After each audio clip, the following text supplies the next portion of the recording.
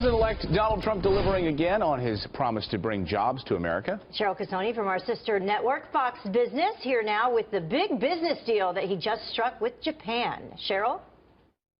Well, good morning, guys. Donald Trump took a meeting yesterday with Masayoshi Son. He is the CEO of Japanese conglomerate SoftBank to solidify a deal that would bring a $50 billion investment into the United States, with the potential to add up to 50,000 jobs here. Now, this deal, a win for the president-elect, who immediately took to, well, or else Twitter, to say Masa of Japan has agreed to invest $50 billion in the U.S. toward businesses and 50,000 new jobs. Trump also introduced the Japanese billionaire. So, ladies and gentlemen, this is Masa of SoftBank from Japan, and he's just agreed to invest $50 billion in the United States and 50,000 jobs. One of the truly great men. Thank you. He also tweeted, he said this, quote, Masa said he would never do this had we not won the election. Now, the CEO is pointing to the fact that the president-elect wants to scale back regulations, something many business owners say has made the U.S. uncompetitive in the past. SoftBank owns 82% of wireless carrier Sprint, as well as a major stake in Chinese e-commerce site Alibaba, among many other businesses. Sprint had attempted to merge with T-Mobile, but was shot down by regulators. Shares of Sprint hit their best levels in 2.5 years back on Tuesday. Those are your headlines. Back to you guys. All right, thanks, Cheryl. President-elect Trump adding another notch to his past year. Earlier today, Time magazine named him Person of the Year. Mr. Trump called it a great honor. The magazine said it was a pretty straightforward decision for them.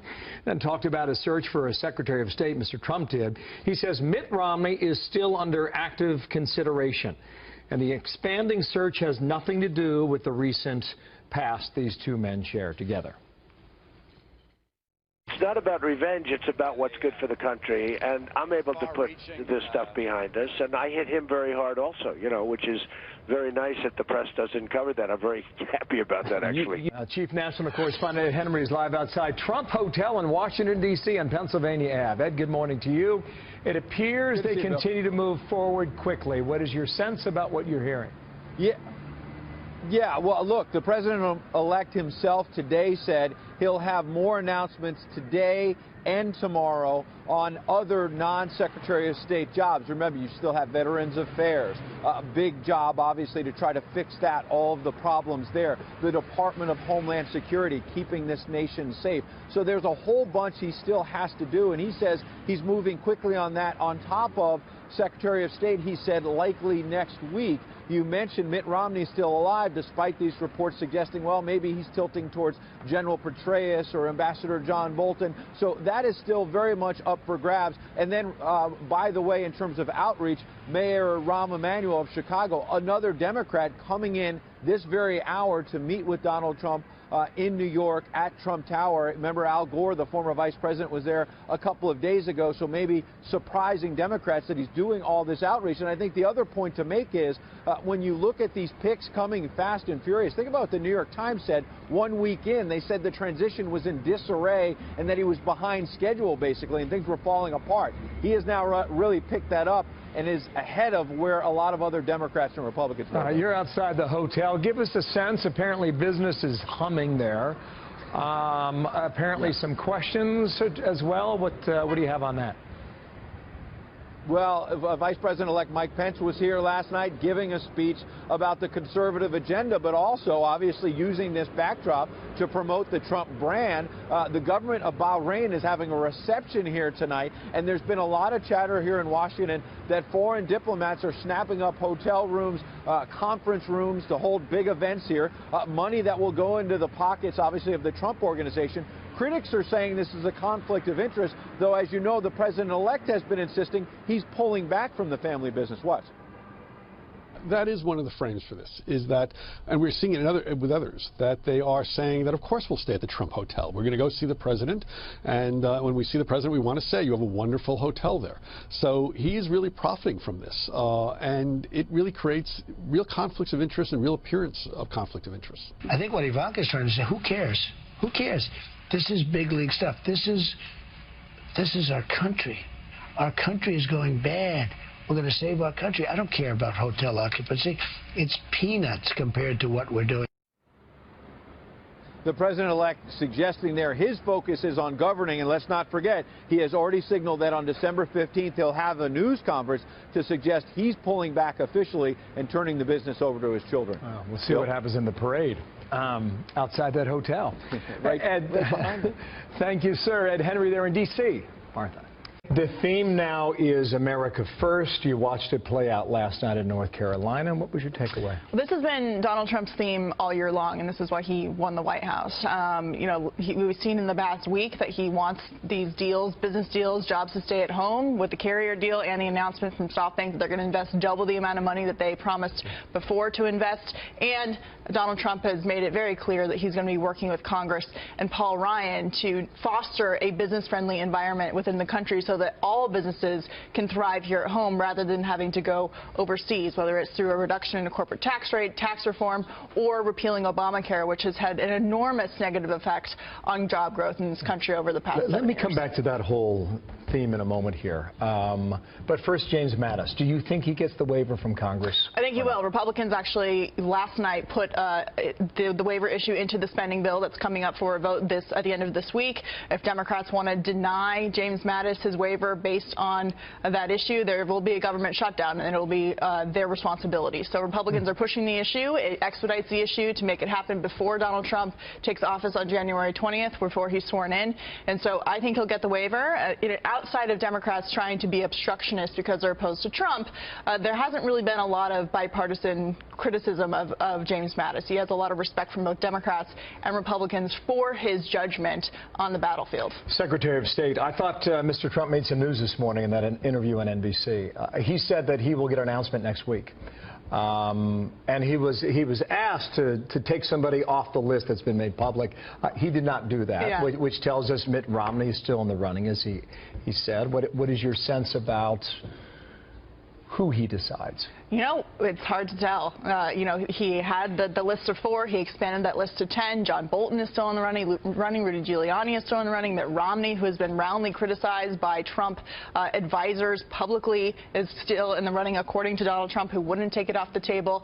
General Petraeus would add to the general list. There's been a little bit of pushback on that. Joe Manchin is an interesting choice, considering he's a Democrat from West Virginia, Democratic senator. Democrats have to figure out what to do with that seat should he be chosen for the job. So this is clearly a position that Donald Trump thinks is very important in a representation of the United States around the world. And based on his America First mantra, he wants to make sure he has the right person to do that job. What was curious about part of his answer, I thought, Katie, was that he said, Mitt and I have come a long way, basically. Yeah.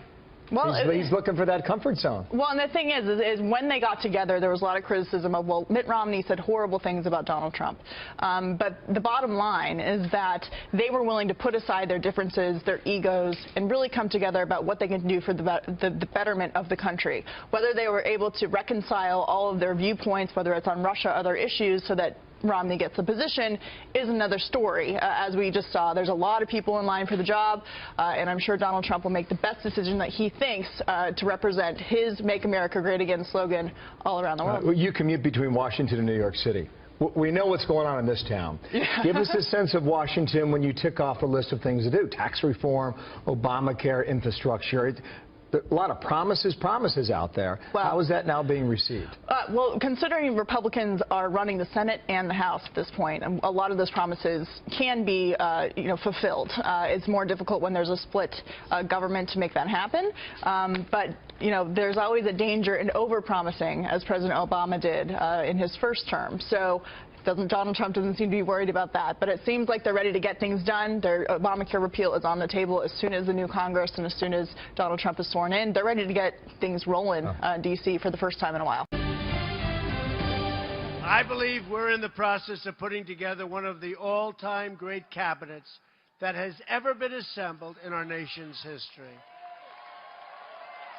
We have some great people going to be named over the next couple of days, too.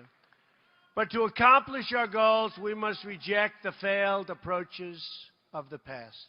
We must move past the tired, conventional thinking of Washington, D.C. So that was President-elect Donald Trump speaking in Fayetteville, North Carolina earlier tonight as part of his thank you tour. But the liberal mainstream media, they refuse to accept that Donald Trump will be your next president. Now to take a look at one of the so-called news networks, look how they're treating your president-elect. This was a white lash. This was a white lash against a changing country. It was a white lash against a black president in part. I want to recognize a lot of our viewers at home. This is frightening to them, and I think we should acknowledge that. This may feel to a lot of our viewers at home like a national emergency. Why? Because Steve Bannon has been described as someone who has been described as a white supremacist, as someone who's an anti-Semite. Inflammatory words about Islam from Donald Trump's choice to be his White House National Security Advisor. This hour, hateful groups emboldened by Donald Trump's election. Online opinions moving offline. We did talk unity at his big rally in Cincinnati. The problem was, you know, he kind of dissed Hillary Clinton. The crowd chanted, "Lock her up." The crowd was mostly white. Still with us, Donald Trump's former campaign manager, Corey Lewandowski, and joining us now, former Obama economic advisor, Austan Goolsbee.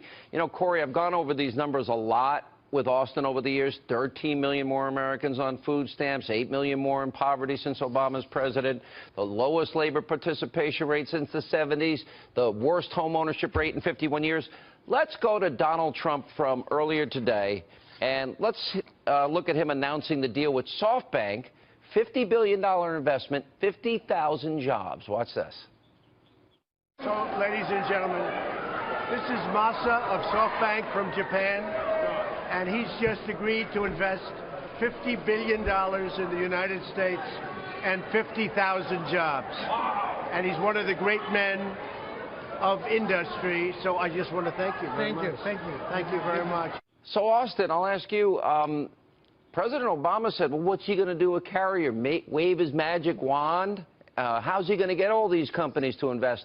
Well, it appears that his magic wand is called a telephone, and he picks up the phone, and he got the deal done that Obama couldn't get done. Is that a good thing or a bad thing, Austan, that we have 1,100 saved Carrier jobs, $50 billion invested? Well, no, Carrier is a different case. This SoftBank will look at it. This looks pretty good to me. I think pretty that's good? a good. $50 billion is pretty good? Yeah, 50, I'm I just think pretty that's good. A good win. Now, I would highlight that Obama's added more than 15 million jobs since 2010, so he better step up his game as president to try to match that. But I think this was a good win for him. Yeah, I know. And that's, Corey, that's exactly why Pennsylvania, Wisconsin, Michigan, and Ohio were easy wins for Donald Trump, or relatively easy. That's why the majority of America voted against him. But yeah, it's fine. But he didn't campaign in New York, New Jersey, and California because we don't have a system based on the popular vote. Corey. I didn't say we did. I didn't say we did. No, look, Sean, Donald Trump has been the president-elect of this country for just over 4 weeks. He saved 1,000 jobs in the state of Indiana, which means 1,000, not only those direct 1,000 jobs, but 1,100, but all the extra jobs that go along with that, which means a great Christmas, which you can say again, Merry Christmas, because Donald Trump is now the president. You can say it again. It's okay to say. It's not a pejorative word anymore. The other thing is, $50 billion and 50,000 jobs in the first 4 weeks. We continue down this path. We're going to have to have an increase in immigration to fill up all these jobs, and we're going to have too many in our own country. Actually, that would be fewer jobs than Barack Obama has been adding for the last 6 years. Austan, with all due respect, you are the only American that gives him good grades on the economy. But he's gone in, what, less than 60 days? He's done. And the Obama era, thankfully, is over. And we'll survive, and we'll clean up his mess. Do you have a problem with a 10% repatriation rate for trillions of dollars for multinational corporations? Do you have a problem with a 15% corporate tax rate? Yeah, because corporations, we know, don't pay taxes. They pass the cost on to consumers, don't they? Well, you're kind of mixing a few things there. On the corporate rate, as you know, what they're actually talking about is cutting corporate taxes by a lot and paying for it by putting a national sales tax equivalent onto consumers. I have some problems with that.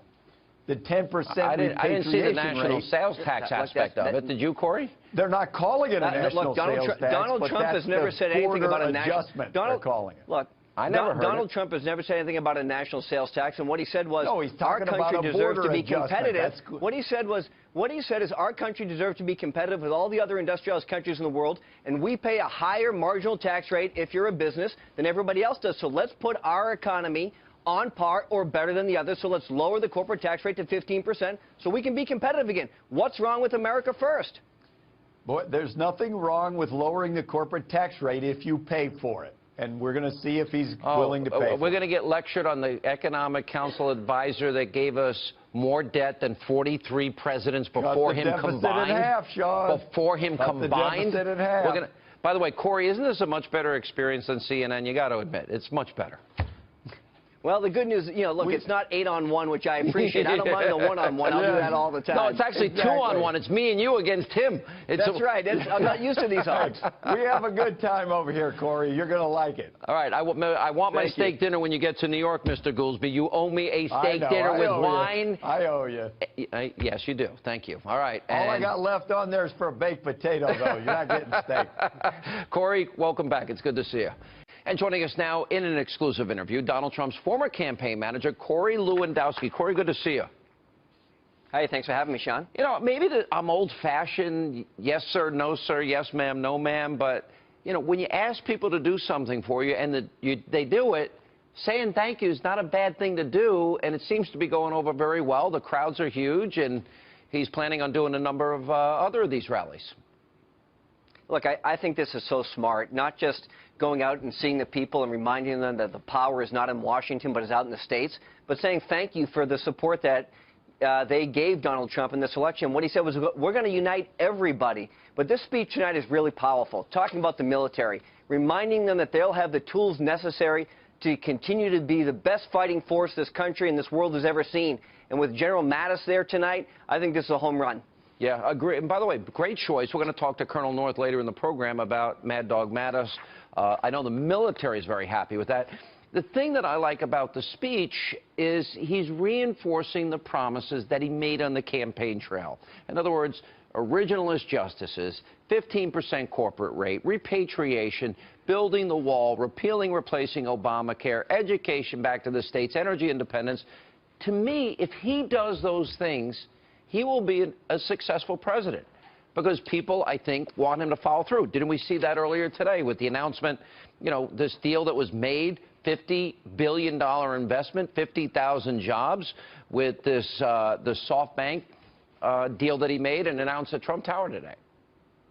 Well, we saw that, plus we saw just last week 1,100 jobs saved in Indiana. Those are hardworking Americans who are going to be able to keep their jobs here and have a great Christmas, where it's okay to say Merry Christmas again. Look, Donald Trump in the first 4 weeks of his presidency has done more to help this country than I think Barack Obama has done the last 4 years. Now, I know that's a strong statement, but what we see is a commitment to our military again, a commitment to our businesses to reduce the amount of government regulations so that they can continue to grow and grow our economy. Not at 1%, not at 2%, but at 4%, 5%. Lower the corporate tax rate so that our country can be competitive in a global marketplace. That's what we have. Look, his presidency is summed up in 2 words, America first. I love it. Yeah, you know, look, if these 2 deals that he made before becoming president begin to define a pattern, then Americans will get back to work, out of poverty, off of food stamps. They'll be able to purchase that home, lowest home ownership rate in 51 years. All right, you were up in Harvard, and you were part of a debate team. I know that Dave Bossie was there, Kellyanne was there, I think Paul Manafort was there. You were there going up against Jennifer Palmieri and people like Robbie Mook, and it got really pretty nasty on the side of the left. Let me play a part of it with Kellyanne, and I want to get your perspective on this. I would rather lose than win the way you guys did. No, you wouldn't. No, you wouldn't. Yes. No, you wouldn't. Yes. Yes. No. That's very clear today. No, you wouldn't, respectfully. Absolutely. Do you think I ran a campaign where white supremacists had a platform? You going to look me in the face and tell me that? It did. Kellyanne really? did. Oh, and that's how you lost? I did. Do you think you could have just had a decent message for the white working class voters? Do you think this woman who has nothing in common with anybody... I'm not saying that's why you won, but that's the kind of campaign that was run. Over 200. How about it's Hillary Clinton? She doesn't connect with people. How about they have nothing in common with her? My question, you were there. Was it really that bad? Are they really that far, I guess, out of touch with reality that they still don't understand what happened? Well, I think, look, I was there, and the Clinton campaign has not come to the realization that they had a fatally flawed candidate that never connected with the American people. Donald Trump won over 200 counties, which Barack Obama won 4 years ago. That is not for any other reason other than the fact that people want a better country. They connect with Donald Trump. He understands the problems of the working class. He's fixing those problems already, as we see by bringing jobs, keeping jobs here in America. The Clinton campaign ran a fundamentally flawed campaign. They had a fundamentally flawed candidate, and they refused to take any blame for the way that the campaign turned out. They blame everybody except themselves for it. Yeah. One of the things Donald Trump talked about today was $4 billion being spent on Air Force One, a contract with Boeing. I want to be very clear here. I think the President of the United States, regardless of who it happens to be, needs the best, the safest aircraft in the day and age of radical Islam and ISIS and Al-Qaeda and fear of surface-to-air missiles. It's a scary time. So Air Force One will need defenses that no other plane needs. It's the right thing to do. But $4 billion, here's what Donald Trump said earlier. Well, the plane is totally out of control. It's going to be over $4 billion. It's for Air Force One program. And I think it's ridiculous. I think Boeing is doing a little bit of a number. We want Boeing to make a lot of money, but not that much money. Okay, thank you. USA Today said $3.2 billion, but somewhere in that range, which is astronomical. I can't fathom any plane or two planes costing that amount of money. Your thoughts? Well, here's what it is. Look, Donald Trump is a businessman who understands how to control costs to be successful.